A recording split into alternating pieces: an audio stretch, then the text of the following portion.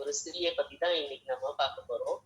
அவங்க யாருன்னு சொல்லி பார்த்தோம்னா, ஆண்டவருடைய உயிர்த்தெழுதல முதல்ல தரிசித்தவங்க. ஆண்டவர் வந்து உயிர்த்தெழுந்த பிறகு முதல்ல அவங்க தான் பார்த்திருக்காங்க ஆண்டவர். அவங்கள குறித்து தான். அதாவது மகதலேனா மரியாள குறித்து தான் இன்னைக்கு நம்ம பார்க்க போறோம். இந்த மகதலேனா மரியாளுக்கு தான் ஆண்டவர் வந்து முதல் தரிசனமானார் உயிர்த்தெழுந்த பிறகு அப்படின்னு சொல்லிட்டு மார்க் 16வது அதிகாரம் 9வது வசனத்துல நம்ம வாசிக்கிறோம்.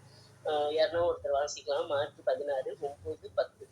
வாரத்தின் முதல் நாள் அதிகாலையிலே இயேசு எழுந்திருந்த பின்பு மகதலேனா மரியாளுக்கு முதல் தரிசனமானார். 10 வாசிச்சிருங்க. 7 பிசாசுகளை துரத்தி இருந்தால் அவர் புறப்பட்டு அவரோட கூட இருந்தவர்கள் துக்கப்பட்டு அழுது கொண்டிருக்கையில் அவர்களிடத்தில் போய் அந்த செய்தியை அறிவித்தார். அவளிடத்திலிருந்து 7 பிசாசுகளை துரத்தி இருந்தார் சொல்லிட்டு மகதலேனா மரியாளை பத்தி நம்ம பார்க்கணும். முதல் ஆண்டவர் வந்து உயிர்த்தெழுந்த பின்பு மகதலேனா மரியாளுக்கு தான் தரிசனமாகிறாரு. அது மட்டும் இல்லாம ஏன் அவர்கிட்ட தரிசனமாகிறாரு? அவர் வந்து 7 பிசாசுகளை அவரிடத்தில் இருந்து ஆண்டவர் வந்து துரத்தி இருக்கிறாரு. அவங்க ஏன் அவ்வளவு ஸ்பெஷல் அப்படின்னு சொல்லி நம்ம பார்த்தோம்னா, ரொம்ப சொல்லலாம், ரொம்ப அதிகமா ஆண்டவரை வந்து நேசிக்கிறவங்களா இருந்திருக்காங்க. அவங்களுடைய வாழ்க்கை வரலாறு நிறைய குறிப்பிடல வேதத்துல. எங்கேயும் 1-2 வசனங்கள் தான் அவங்களை குறித்து சொல்லியிருக்காங்க. இருந்தாலும் அவங்க எந்த அளவுக்கு ஆண்டவரை நேசிக்கிறாங்க என்பதை குறித்து இந்த நாள்ல நம்ம வந்து தியானிக்கலாம். அதாவது வேதத்துல நம்ம பார்த்தோம்னா மொத்தம் 7 மரியாக்கள் இருக்கிறாங்க அப்படின்னு சொல்லிட்டு நம்ம வேதத்துல பார்க்கிறோம். முதல் வந்து மிரியாம் அப்படின்னு சொல்லிட்டு யாத்திராகமம் 15:20 வாசிக்கிறோம். அந்த மிரியாமோட இதுதான் வந்து மரியம் அப்படின்னு சொல்லிட்டு சொல்லியிருக்காங்க. அதுதான் ஃபர்ஸ்ட் மரியாள். 2வது பாத்தீங்கன்னா இயேசுவின் தாயாகிய மரியாள். அடுத்து மகதலேனா மரியாள். அப்புறம் வந்து கிளையோப்பா மரியாள். அவங்க வந்து மரியாளுடைய சகோதரி. 2 பேருமே மரியாள் தான். அதுக்கப்புறம் வந்து பாத்தீங்கன்னா லாசரு மார்த்தலுடைய சகோதரி ஆகிய அந்த மரியாள். அப்புறம் மார்க்குவின் தாயாகிய மரியாள் அப்படின்னு சொல்லிட்டு வேதத்துல பார்க்கணும். அப்புறம் ரோமாபுரியில வாழ்ந்த மரியாள்னு சொல்லிட்டு மரியாதை பார்க்கணும். இந்த 7 மரியாக்கள் இருக்காங்க. இதுல வந்து லாஸ்ட் வீக் வந்து இயேசுவின் தாயாகிய மரியாதை குறித்து நம்ம ரொம்ப அழகா தியானித்தோம். இன்னைக்கு வந்து சரி நம்ம மகதலேனா மரியாதை குறித்து நம்ம தியானிக்கலாம். இந்த மகதலேனா மரியாள் வந்து என்ன பண்ணாங்கன்னா, ஆண்டவருக்காக, அதாவது நிறைய ஆண் சீடர்கள் தான் ஆண்டவருக்கு இருந்திருக்காங்க. ஆனா பெண் சீஷர்களும் வந்து ஆண்டவருக்கு இருக்காங்க அப்படின்றதுக்கு ஆதாரம் தான் லூக்கா 8ஆம் அதிகாரம் வசனங்கள் 1-3 வரைக்கும் இருக்கு. வாசிக்கிறவங்க பின்பு அவர் பட்டணங்கள் தோறும் கிராமங்கள் தோறும் பிரயாணம் பண்ணி தேவனுடைய ராஜ்யத்திற்குரிய நற்செய்தியை கூறி பிரசங்கித்து வந்தார். 12 அவருடனே கூட இருந்தார்கள். அவர் பொல்லாத ஆவிகளையும் வியாதிகளையும் நீக்கி குணமாக்கின சில ஸ்திரீகளும் 7 பிசாசுகள் நீங்கின மகதலேனாள் எண்ணப்பட்ட மரியாளும் ஏரோதின் காரியக்காரனான பூசாவின் மனைவியாகிய யோவன்னாலும் சூசன்னாலும் தங்கள் ஆஸ்திகளால் அவருக்கு ஊழியம் செய்து கொண்டு வந்த மற்ற அநேகம் ஸ்திரீகளும் அவருடனே இருந்தார்கள். நிறைய ஸ்திரீகள் நிறைய ஸ்திரீகள் கூட என்ன பண்ணிருக்காங்கன்னா, ஆண்டவருடைய சீஷர்களா இருந்து அவருக்கு வந்து ஊழியம் செய்து கொண்டு இருந்தார்கள் அப்படின்னு சொல்லிட்டு சீஷர்களை குறித்து நம்ம இந்த இடத்துல பார்க்கணும். இதுல மகதலேனா மரியாள் இடத்துல இருந்து 7 பிசாசுகளை ஆண்டவர் வந்து துரத்தி இருந்தாராம். ஒரு பிசாசு இருந்தாலே வந்து அவங்களோட போராட்டம் பிரச்சனை எப்படி இருக்கும்னா ரொம்ப கொடிதா இருக்கு. இயேசுப்பா காலத்துல நிறைய பேய் பிடிச்சவங்க, பிசாசுனால பாதிக்கப்பட்டவங்க அவர்கிட்ட வராங்க. நம்ம வேதத்துல கூட நிறைய இடத்துல அவங்களை குறித்து நம்ம பார்க்கிறோம். அந்த பிசாசு பிடித்திருந்தா அவங்களுடைய குணங்கள் எப்படி இருக்கும் அப்படின்னு சொல்லி நம்ம வேதத்துல பார்க்கும் பொழுது தங்களை வந்து அவங்க காயப்படுத்தி கொடுத்தாங்க. தங்களுடைய உடைகளை எல்லாம் கிழிந்து போட்டுட்டு உடை இல்லாமலே கூட அப்படியே நடந்தவங்களா இருக்கிறாங்க. சங்கிலிகளால கட்டப்பட்டவர்களா இருக்காங்க. அந்த ஒரு ஸ்திரீ வந்து கானானிய ஸ்திரீ வந்து என்ன சொல்றாங்கன்னா, ஆண்டவரே என் மகன் வந்து என்ன பண்றா, பெரிய வேதனை படுகிறாள் அப்படின்னு சொல்லிட்டு அவங்க சொல்றாங்க. நீங்க தான் அதை வந்து நீக்கணும், அவளுடைய வேதனையை நீங்க நீக்கணும்னு சொல்லிட்டு அவன் ரொம்ப ஆண்டவர்கிட்ட கெஞ்சி மன்றாடுகிறத நம்ம வந்து வேதத்துல வாசிக்கிறோம். ஒரு தகப்பனார் வந்து என்ன சொல்றாருன்னா, ஐயோ என் பையன் என்ன பண்றான், அடிக்கடி தண்ணியிலும் தீயிலையும் விழுந்து போறானே அப்படின்னு சொல்லிட்டு. அப்போ பிசாசோட காரியங்கள், பிசாசு ஒரு மனுஷனுக்குள்ள இருந்தா அவன் எந்த அளவுக்கு பாதிக்கப்படுறான் பாருங்க. அது மட்டும் இல்லாம ஒரு சில ஆவிகள் என்ன பண்ணணுமா, செவிடாக்கிடும், இல்ல கண்ணு தெரியாத மாதிரி பண்ணிடும், இல்ல ஊமையாக்கிடும். இந்த மாதிரி நிறைய காரியங்கள் வந்து இருக்கும். அதுக்கு அடுத்த ரீசன் நம்ம பார்த்தோம்னா, தூக்கமே இருக்காது அப்படின்னு சொல்லிட்டு பிசாசு பிடித்தவங்களை குறித்து வேதத்துல இப்படிப்பட்ட நிறைய காரியங்களை நம்ம பார்க்கிறோம். இந்த மாதிரி ஒரு பிசாசு பிடிச்சாலே இவ்வளவு தொல்லைகள் இருக்கும் பொழுது, அவர்கிட்ட எத்தனை பிசாசுகள் இருந்திருக்குன்னா 7 பிசாசுகளுடைய தொந்தரவு இருந்திருக்கு. ஆனா வேதத்துல அவளை குறித்து நம்ம தியானிக்கும் பொழுது அவங்க பெற்றோரோ இல்ல கூட பிறந்தவங்க யாருமே இருக்கிற மாதிரியே தெரியல. அவங்க மட்டும்தான் தனிமைப்படுத்தி காட்டுற மாதிரி இருக்கு. அவங்க கல்யாணம் ஆனவங்களா ஆகாதவங்களா எதுவுமே நமக்கு தெரியல. ஆனாலும் பாருங்களேன், அவங்க அந்த பிசாசானது வந்து ஆண்டவரை துரத்துறதுனால அவ ரொம்ப அதிகமா வந்து ஆண்டவரை நேசிக்கிறவளா இருந்தா. நமக்கு ஒரு சின்ன ஒரு உதவி இல்ல நமக்கு யாருன்னா ஒருத்தர் ஒரு நன்மை செய்தாங்கன்னா நம்ம என்ன பண்ணுவோம், அதை ரொம்ப அதிகமா சொல்லுவோம். எனக்கு இவங்க இந்த ஹெல்ப் பண்ணாங்க, அதை மறக்கவே மாட்டேன், என் லைஃப் லாங் நான் அதை மறக்க மாட்டேன் அப்படின்னு சொல்லிட்டு நம்ம சொல்லுவோம். ஆனா நிறைய நேரங்கள்ல மனிதர்களாகிய நம்ம அதை மறக்கக்கூடியவர்களா இருக்கும். ஆனா இவ இந்த மகதலேனா மரியாள் வந்து பாத்தீங்கன்னா ரொம்ப அதிகமா ரொம்ப ஸ்ட்ராங்கா வந்து அவங்கள வந்து நேசிக்கிறவங்களா இருந்தாங்க. ரொம்ப அதிகமா ஆண்டவரை நேசித்ததுனாலதான் அவங்க வந்து எல்லா காரியங்களிலும் ஆண்டவருடைய பாடு நேரத்தின் போது, அவருடைய மரணத்தின் போது, அவர் ஊழியம் செய்யும் பொழுது எல்லா இடத்துலயுமே வந்து அவங்களுடைய பங்களிப்பு ரொம்ப அதிகமா இருந்திருக்கு. ஆஹ் ஏன் இவங்க அதிகமா நேசிச்சாங்க அப்படின்னு சொல்லி நம்ம பார்த்தோம்னா, சீமோனோட வீட்டுல கூட வந்து எல்லாரும் போஜனம் பண்ணும் பொழுது மரியாள் அப்படின்றவங்க, ஆனா இந்த மரியாள் கிடையாது. ஆஹ் அந்த மரியாள் யாருன்னு சொன்னாக்கா மார்க்கு, அதாவது லாசருடைய சகோதரியாகிய மரியாள்னு தான் அந்த இடத்துல மென்ஷன் பண்ணியிருக்காங்க. அவங்க வந்து என்ன பண்றாங்கன்னா, அந்த தைலத்தை பாதத்துல ஊத்தி தன்னுடைய தலைமயிரினால தொலைச்சி ஓயாமல் அவருடைய பாதத்தை முத்தம் செய்யறாங்களாம். அப்ப வந்து அந்த சீமோன் வந்து அங்க இருக்க பரிசேயர்கள் எல்லாம் வந்து கேக்குறாங்க, ஐயோ தன்னை தொடர ஸ்திரீ யாருன்னு அவருக்கு தெரியாதா? அவர் வந்து பாவியாச்சே, பாவியானவ வந்து இந்த மாதிரி தொடராரே, இதை வந்து இவர் ஏத்துக்க நிக்கிறாரே அப்படின்னு சொல்லிட்டு ஆண்டவரை பத்தி அவங்க மனசுல யோசிக்கிறத ஆண்டவர் அறிந்து சீமோனை கூப்பிட்டு சொல்றாரு, நான் உன் வீட்டுக்கு வந்தேன், நீ வந்து என்ன பண்ணல, என் தலையில நீ என்ன வைக்கல, எனக்கு முத்தம் செய்யல, என்னை எதுவுமே பண்ணல. ஆனா இவ வந்து என்ன பண்றா, ரொம்ப அதிகமா வந்து என்னை நேசிக்கிறா அப்படின்னு சொல்லிட்டு சொல்றாரு. அது மட்டும் இல்லாம அவங்க கிட்ட வந்து ஒரு கேள்வியும் கேட்கிறாரு. ஒருத்தனுக்கு 500 வெள்ளிக்காசு வந்து கடன் கொடுத்துருக்கேன், இன்னொருத்தருக்கு 50 வெள்ளிக்காசு கடன் கொடுத்துருக்கேன். இந்த 2 பேருடைய கடனையும் நான் வந்து மன்னிச்சுட்டேன். அப்ப மன்னிக்கும் பொழுது யார் என்கிட்ட அதிக அன்பா இருப்பா அப்படின்னு சொல்லி கேட்கும் பொழுது, அப்ப அந்த சீமோன் வந்து சொல்றாரு, நீங்க அதிகமா யாருக்கு மன்னிச்சீங்களோ அவங்கதான் என்ன பண்ணுவாங்க, உங்க மேல அன்பா இருப்பாங்க அப்படின்னு சொல்லிட்டு சொல்றாரு. அதேதான், இதுதான் ரீசனே. அவகிட்ட இருந்து 7 பிசாசுகளை ஆண்டவர் துரத்துனதுனால அவரை போல என்னை வந்து நேசிக்க, என்னுடைய இந்த பிசாசின் பிடியிலிருந்து என்னை தூக்கி எடுத்தார்னு சொல்லி அவன் என்ன பண்றான், மற்ற எல்லாரையும் காட்டிலும் ரொம்ப அதிகமா ஆண்டவர் வந்து நேசிக்கிறாங்க. அதனாலதான் இயேசுப்பா எங்கெங்க போய் ஊழியம் செய்தாலும் அவங்க ஒரு பெண்ணா இருந்தாலும் முடிந்த மட்டும் என்ன பண்றாங்க, அவர் கூடவே சென்று நிறைய ஊழியங்கள்ல அவங்க வந்து பங்கு பெறுகிறவர்களாய் வந்து இருந்திருக்கிறாங்க. நம்ம கூட என்ன பண்ணணும், ஏசா அந்த மார்த்தாளை போல ஆண்டவரை வந்து நேசிக்கிறவர்களா நம்ம வந்து இருக்கோம். எப்படி அவங்க ஊழியத்துல பங்கு பெற்றாங்க அப்படின்னு சொல்லி பார்த்தோம்னா, லூக்கா 8:3 வசனத்தை 2 வாசிங்க. அவர் ஏரோதின் காரியக்காரனான பூசாவின் மனைவியாகிய யோவன்னாலும் அதனமா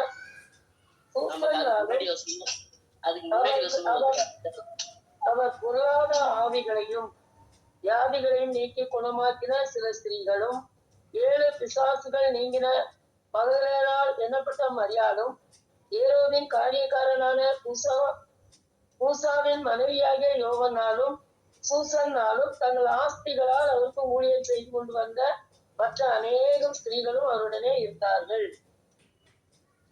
ஆமா, இயேசுப்பாவுடைய ஊழியத்துல இவங்க எல்லாரும் என்ன பண்ணிருக்காங்கன்னா, தங்களுடைய ஆஸ்திகளால, தங்க கிட்ட இருக்கிற பணத்தினால, பொருள்னால அந்த உதவிகளை எல்லாம் செய்து ஆண்டவருடைய ஊழியத்துல வந்து இவங்க பங்கு பெற்றவர்களா இருந்திருக்காங்க. இந்த மரியாளுடைய பங்கும் அதுல வந்து இருந்தது. அதுல அவங்க ஆண்டவர் விடுதலை ஆக்குனதுனாலதான் ரொம்ப பொல்லாத கிரியையில அகப்பட்டு எவ்வளவு பாதிப்புகளை அவங்க சந்தித்திருப்பாங்க. அது எல்லாத்தையும் ஆண்டவர் மாத்திட்டாரு. என்ன விடுதலை ஆக்கினார், என்ன விடுதலை ஆக்குனவர் மத்தவங்களையும் விடுதலை ஆக்குவார்னு சொல்லிட்டு அவங்க என்ன பண்ணாங்க, தான் பெற்ற நன்மையை தன்னோட மட்டும் வச்சுக்காம அதை மத்த எல்லாருக்கும் நம்ம சொல்லணும்னு சொல்லிதான் என்ன பண்ணிருக்காங்க, அவங்க ஊழியத்துல ஆண்டவரோட சேர்ந்து மற்ற எல்லாருக்கும் ஆண்டவரை அறிவிக்கிறதுல தன்னுடைய பணத்தை அவங்க செலவழித்தவர்களா இருந்திருக்காங்க. பணத்தை செலவழித்து அவங்களுடைய பங்கை வந்து வெளிப்படுத்தி இருக்காங்க. அது மட்டும் இல்லாம ரெண்டாவதா அவங்களை குறித்து பார்க்கும்போது ஏசப்பாவுடைய பாடு அவங்களுடைய துன்ப நேரத்துல கூட அவங்க வந்து என்ன பண்ணியிருக்காங்கன்னா ஆண்டவர் கூடவே இருந்திருக்காங்க. லூக்கா 23வது அதிகாரம் 49வது வசனம். லூக்கா 23:49.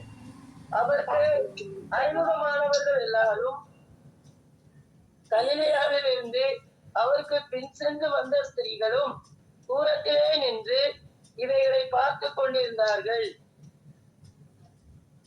அவ்வளவுதானமா? அவ்வளவுதான்க்கா. ஏசப்பா வந்து அந்த சிலுவையை சுமந்து வரும்பொழுது அவர் எவ்வளவு துன்பம் எவ்வளவு பாடுகள் அவர் அனுபவித்து வராரு. அந்த நேரத்துல கூட அவங்க என்ன பண்றாங்க, அந்த இடத்துல நின்று அவர் துன்பப்படுகிறத வந்து தூரத்துல நின்று அவங்கள வந்து பார்க்கிறவர்களாய் அவங்களோட துன்ப நேரத்துல கூடவே இருந்தாங்க. ஆனா நிறைய அவருடைய சீடர்கள் ஆகிய மத்த எல்லாரும் என்ன பண்ணிட்டாங்கன்னா ஆண்டவரை அரெஸ்ட் பண்ண உடனே எல்லாருமே சிதறி ஓடி போயிட்டு ஒருத்தருமே அந்த இடத்துல இல்ல. எல்லாரும் பயந்தாங்க. ஆனா எல்லாரும் பயந்தாலும் இப்ப பயப்படாம என்ன பண்ணாங்கன்னா தைரியமா அந்த இடத்துல வந்து இவருக்கு என்ன நடக்குமோ என்ன சம்பவிக்கும் இதெல்லாம் பார்க்கணும்னு சொல்லிட்டு நிறைய எருசலேம் அந்த பெண்கள் எல்லாம் அந்த இடத்துல இருக்கிறத நம்ம வந்து இந்த வேதத்துல நீங்க வாசிக்கும் போது இன்னும் இதுக்கு முன்னாடி இருக்கிற பகுதிகளை நீங்க வாசிக்கும் பொழுது தெரிஞ்சுக்கலாம். அதாவது அவங்க துன்பப்படுற நேரத்துல கூட அவங்களை விட்டு விலகாம அந்த இடத்துல அவங்களுக்கு சப்போர்ட்டிவா இருந்தாங்க. ஆனா பேதுரு என்ன பண்றாரு, எனக்கு இயேசு யாருன்னே தெரியாதுன்னு சொல்லிட்டு மறுதலிக்க தொடங்கிட்டாரு. ஒருத்தர் என்ன பண்ணிட்டாரு வந்து முற்றத்தினால ஆண்டவர் வந்து காட்டி கொடுத்துட்டாரு. மற்ற சீஷர்கள் என்ன ஆனாங்கன்னே தெரியல, எல்லாருமே போயிட்டாங்க. ஆனா அந்த சிலுவையில 7 வார்த்தை பேசும்போது அன்பா இருந்த சீஷன் மட்டும் கூட இருக்கிறதா நம்ம வேதத்துல வாசிப்போம். ஆனா மத்த யாருமே வந்து அந்த இடத்துல நின்னாங்களான்னு பார்த்தா கண்டிப்பா அந்த இடத்துல இல்ல. எல்லாமே பயந்துதான் ஓடி போனாங்க. ஆனா இந்த பெண்கள் இதுல வந்து முக்கியமா இந்த மகதலேனா மரியாள் வந்து தன்னுடைய பங்களிப்பை வந்து அந்த இடத்துல கொடுத்தாங்க. ஆண்டவருடைய துன்ப நேரத்துல அவர் விட்டு விலகாம அவங்க கூட நின்னது வந்து அவருக்கு உண்மையிலேயே ஒரு ஆறுதலா தான் இருக்கும். ரொம்ப சப்போர்ட்டிவா தான் இருந்திருக்கும். நம்ம துன்பப்படும் பொழுது நம்ம கூட யாருன்னா ஒருத்தர் இருந்தாங்கன்னா நமக்கு என்ன எப்படி இருக்கும், கொஞ்சம் தைரியம் இருக்கும். ஐயோ நமக்காக சரி இவங்க கூட இருக்காங்க அப்படின்ற ஒரு தைரியம் இருக்கும். யாருமே இல்லை நம்ம மட்டும் தனியா கைவிடப்பட்ட நிலைமையில இருந்தோம்னா ரொம்ப பாரம் அதிகமா இருக்கும்ல. எவ்வளவு பேர் நன்மையை ஆண்டவர்கிட்ட பெற்று கொண்டிருக்காங்க, எவ்வளவு விடுதலை ஆயிருக்காங்க. ஆனா எல்லாருமே வந்து அந்த இடத்துல நிக்க முடியல. ஆனா ஆண்டவரை ரொம்ப அதிகமா நேசித்ததாலதான் என்ன பண்றாங்கன்னா அவருடைய துன்ப காலத்துல அந்த இடத்துல வந்து நிக்கிறவளா இருக்கிறார். அதுக்கப்புறம் பாத்தீங்கன்னா ஆண்டவருடைய மரணத்துல கூட அவங்க வந்து என்ன பண்ணிருக்காங்க, மரண தருவாயில அவர் மரித்த போது கூட அவங்க அருகிலேயே தான் அந்த இடத்துல இருக்காங்க. இது வந்து பார்த்தோம்னா மத்திய 27ஆம் அதிகாரம் வசனங்கள் 55ல இருந்து 68 இருக்கு. அக்கா வாசிங்கக்கா. மத்திய 27:55. மேலும் இயேசுவுக்கு ஊழியம் செய்யும்படி கலிலேயாவில் இருந்து அவரோடே வந்திருந்த அநேக ஸ்திரீகள் அங்கே தூரத்திலே நின்று பார்த்து கொண்டிருந்தார்கள். அவர்களுக்குள்ளே மகதலேனா மரியாளும் யாக்கோபுக்கும் யோசேக்கும் தாயாகிய மரியாளும் செபதேவியின் குமாரனுடைய தாயும் இருந்தார்கள். படிக்கணுமா? ஆமாக்கா, படிக்கணும்க்கா. சாயங்காலமான போது இயேசுவுக்கு சீசனும் ஐஸ்வர்யவானுமாய் இருந்த யோசேப்பு என்னும் பெயர் கொண்ட அரிமத்தியா ஊரானாகிய ஒரு மனுஷன் வந்து பிலாத்துவினிடத்தில் போய் இயேசுவின் சரீரத்தை கேட்டான். அப்பொழுது சரீரத்தை கொடுக்கும்படி பிலாத்து கட்டளையிட்டான். யோசேப்பு அந்த சரீரத்தை எடுத்து புதியதான மெல்லிய துப்பட்டியிலே சுற்றி, படிக்கணுமா? ஆமாக்கா, 61 வரை. கண்மலையில் வெட்டி இருந்த தன்னுடைய புதிய கல்லறையிலே அதை வைத்து கல்லறையின் வாசலில் ஒரு பெரிய கல்லை புரட்டி வைத்து போனான். அங்கே மகதலேனா மரியாளும் மற்ற மரியாளும் கல்லறைக்கு எதிராக உட்கார்ந்திருந்தார்கள். ஆமென். நம்ம பாருங்க, நாள் முழுவதும் காலையில இருந்து அதுக்கு முன்னாடி நாள்ல இருந்து ஆண்டவர் எவ்வளவு பாடுகள் பட்டாரோ அதுக்கு ஏத்த மாதிரி இவங்க என்ன பண்ணிருக்காங்கன்னா அந்த நேரம் எல்லாமே அவர் கூடவே தான் அவங்க வந்து டிராவல் பண்ணியிருக்காங்க. அவர் கூடவே தான் இருந்திருக்காங்க. 55வது வசனத்துல பாருங்க, கலிலேயாவில் இருந்து அவரோடு வந்திருந்த அநேக ஸ்திரீகள் அங்கே தூரத்திலே நின்று பார்த்து கொண்டிருந்தார்கள். அவர் வந்து மரிக்கிறது, அவர் எடுத்துட்டு வந்து அடக்கம் பண்றது, இது எல்லாத்தையுமே பாக்குறாங்க. அவர்களுக்குள்ளே மகதலேனா மரியாளும் யாக்கோபுக்கும் யோசேக்கும் தாயும் ஆகிய மரியாளும் செபதேயுவின் குமாரருடைய தாயும் இருந்தார்கள்.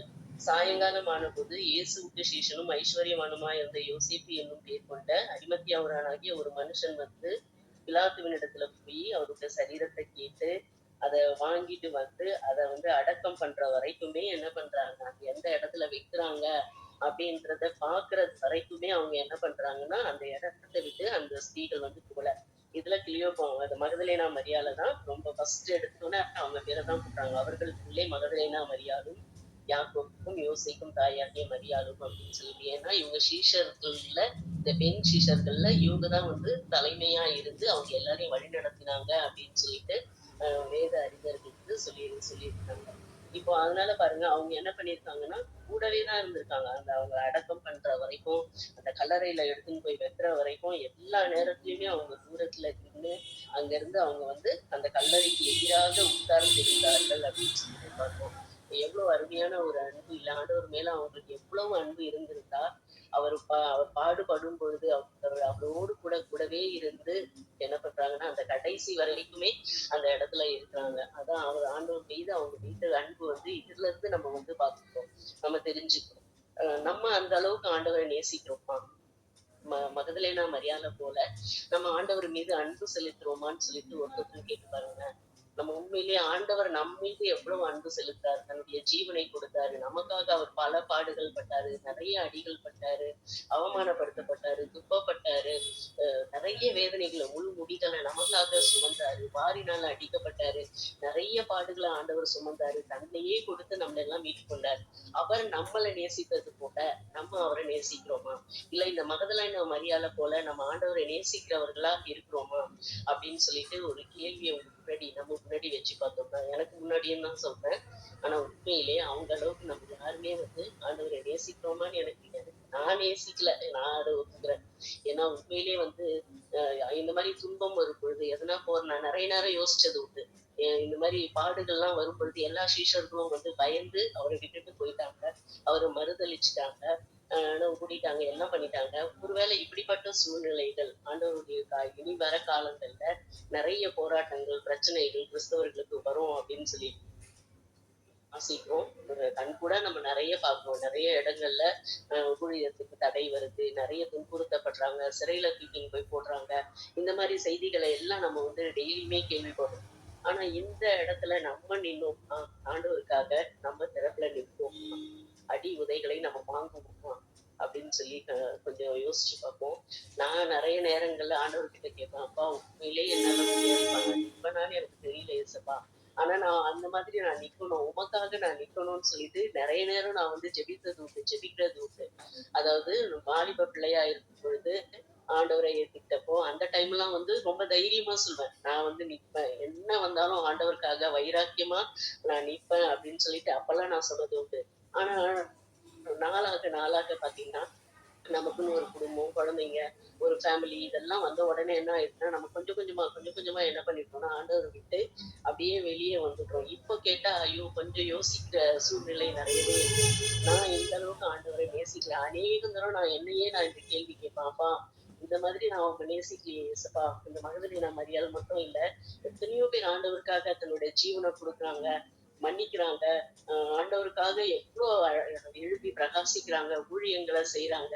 ஆனா நம்மளால எதையுமே பண்ண முடியல. அவரை நேசிக்கிறோம்னா அவருக்காக நம்ம என்ன பண்ணணும், பாடுகளை அனுபவிக்கணும், அவருக்காக நம்ம பிரயாசப்படணும். ஆனா யோசிச்சு பார்த்தா நிச்சயமா இல்லவே நான் இல்லை, நான் மத்தவங்களெல்லாம் சொல்லல, நான் வந்து அதுக்கு பாத்திரனே இல்லைன்னு சொல்லிதான் நான் வந்து என்ன சொல்லிப்பேன். அதனால நிறைய நேரம் நான் ஆண்டவர்கிட்ட கேட்பேன், அப்பா நான் என்ன பண்ணணும், அதிகமா நேசிக்கணும், எப்படி நான் என்னோட வாலிப பருவத்துல என்ன வந்தாலும் நான் ஆண்டவருக்காக வைராக்கியமா நிற்பேன்னு சொல்லிட்டு அந்த உறுதி எனக்குள்ள இருந்துச்சோ, அதே உறுதி வந்து இந்த நாட்களிலும் எனக்கு வேணும் ஏசப்பா. நான் இப்பவும் அதே மாதிரி நிக்கணும் ஏசப்பா. என் கண் முன்னாடி என்னுடைய குடும்பமோ, என் பிள்ளைகளோ, என் கணவரோ, இல்ல என்னுடைய உறவுகளோ எதுவுமே வந்து நின்னாலும் அவங்கள காட்டிலும் நீங்க தான் எனக்கு பெரியவர், நீங்க மட்டும் எனக்கு போதும் அப்படின்னு சொல்லிட்டு நம்ம என்ன பண்ணணும், அவர் மீது மட்டுமே நம்மளுடைய கவனத்தை செலுத்தணும். அவரை மட்டுமே நம்ம வந்து மேன்மையானவரா பார்க்கணும்.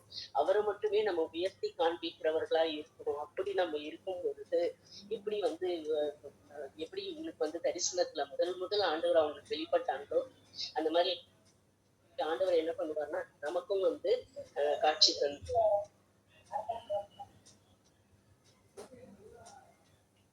அப்படின்னு சொல்லிட்டு. ஏன் இந்த மகதலேனா மரியாளுக்கு சொல்றாங்க அப்படின்னு சொல்லி நம்ம பார்த்தோம்னா, நிறைய நேரங்கள்ல வந்து பெண்களுடைய பேச்சு வந்து வீண் பேச்சா நினைக்கிறாங்க. எதுனா பெண்கள் பேசினா, "இவங்க பேசுறதெல்லாம் வேஸ்ட்டுப்பா. இவங்க பேசுறத வந்து நம்ம கேட்கவே கூடாது" அப்படின்னு சொல்லிட்டு நிறைய பேர் சொல்லுவாங்க. அதே மாரி தான் இந்த லூக்கால கூட சொல்லியிருக்காங்க. 24வது அதிகாரம் 1 to 11 வரைக்கும் நீங்க வீட்ல போய் வாசிச்சு பாருங்க. இவர்களுடைய வார்த்தைகள் வந்து என்னவா வீண் பேச்சு. இவங்க சொல்றதெல்லாம் நம்பவே தேவையில்ல அப்படின்னு சொல்லிட்டு சொல்றாங்க. இவங்க வந்து புரளி பேசுறவங்க. இப்ப எதனால ஆண்டவர் வந்து பெண்ணுக்கு தரிசனமானார் அப்படின்னு சொல்லிட்டு சர்ச்ல எல்லாம் கேட்பாங்க கேள்வி.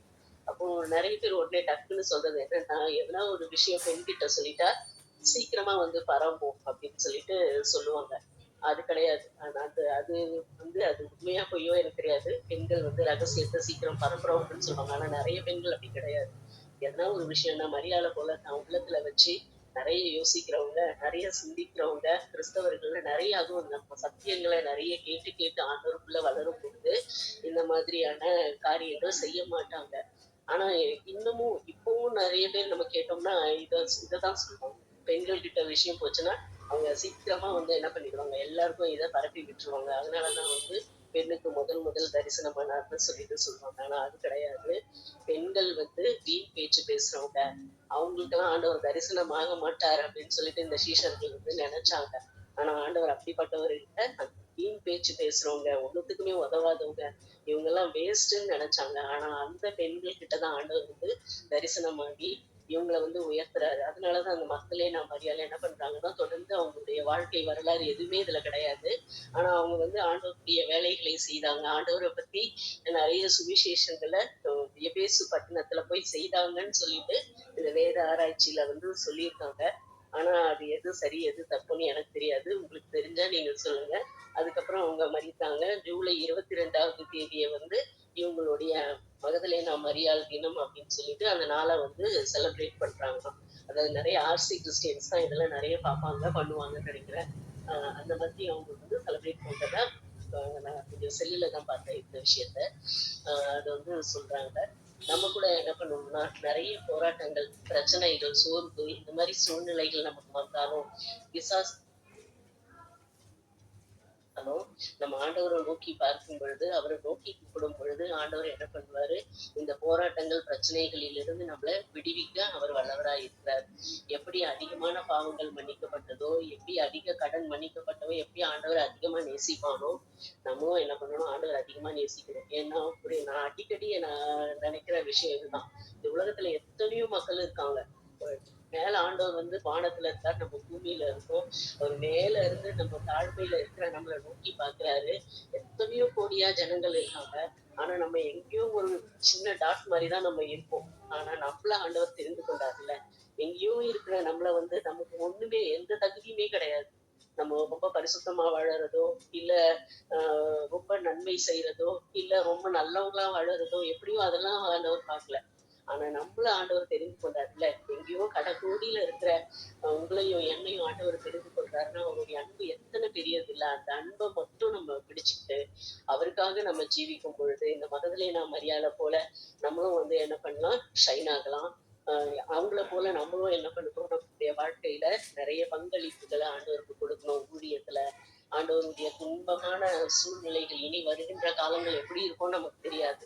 எப்படிப்பட்ட துன்பம் வந்தாலும் நான் எப்படி அந்த மகதலேனா மரியாள் நின்னாங்களோ அந்த மாதிரி நானும் வந்து என்ன பண்ணுவேன், ஆண்டவருக்காக நிற்பேன். ஆண்டவர் அவங்கள எப்படி ஊழியம் செய்தாங்களோ அது போல நானும் என்ன பண்ணுவேன், ஆண்டவருடைய பணிகளை தொடர்ந்து செய்வேன் அப்படின்னு சொல்லிட்டு நிக்கணும். ஆண்டவருடைய மரண தருவாயில அவர் தான் மறிச்சிட்டாரு, இனி என்ன நம்மளை பார்க்க போறாரு அப்படின்னு சொல்லிட்டு அவங்க வரல. அந்த இடத்துல அவங்க மீது இந்த அன்புனால அவங்க என்ன பண்றாங்கன்னா ரொம்ப காத்திருந்து தன்னுடைய அன்பை வந்து வெளிப்படுத்துறாங்க. அந்த மாதிரி நம்மளும் என்ன பண்ணணும், ஆண்டவருக்காக நம்ம காத்திருந்து ஜெபிக்கும் பொழுது ஆண்டவருடைய இந்த நன்மையான காரியங்களை ஆண்டவர் எப்படி அவங்களுக்கு ஆசீர்வதித்தாரோ, முதல் தரிசனத்துல அவங்க கண்டுபிடித்து தெரிந்து கொண்டாங்களோ அது போல நம்மளும் வந்து ஆண்டவரை தெரிந்து கொள்ளலாம். ஆண்டவரை கூட அவங்க என்ன நினைச்சாங்கன்னா தோட்டக்காரன் சொல்லிட்டு நினைக்கிறாங்க. அவர் வீட்டுல இருந்து அவங்க கூட பேசும் பொழுது, ஐயா நீங்க தான் எங்கேயாவது அவரை பாத்தீங்களா அப்படின்னு சொல்லும் பொழுது, அப்ப அவர் மரியாதை அப்படின்னு இருக்கும்போதுதான் அவங்களுடைய குரலை வச்சுதான் அவர் என்ன பண்றாங்க, கண்டுபிடிக்கிறாங்க. அந்த மாதிரி நம்ம கூட என்ன பண்ணுவோம், டெய்லி ஆண்டவரோட உறவாட தான் அவருடைய குரல் நமக்கு தெரியும். அவரோடு பேசும் பொழுதுதான் அவருடைய வார்த்தைகள் நம்மளை தேற்றும். அவரை அடையாளம் கண்டுகொள்ள நமக்கு உதவியா இருக்கும்.